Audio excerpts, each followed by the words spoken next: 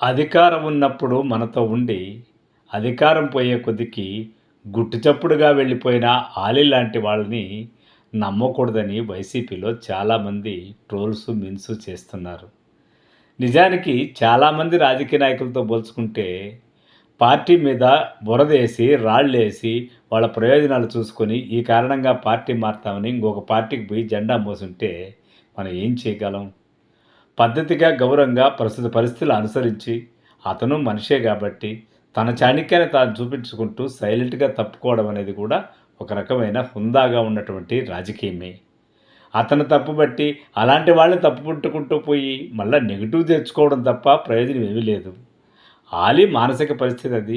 Ali situation అది. ఆలీది మీరు స్వార్థం అనుకున్నా, ఆయన వద్దనుకున్నాడు, నిలిచిపోయాడు. ఒక సామాన్యుడిగా నేను ఓటేస్తాను 5 ఏళ్ల తర్వాత అనేసి ఎళ్ళిపోయిన తర్వాత, ఆయనతో మనకేం పనుంటాది?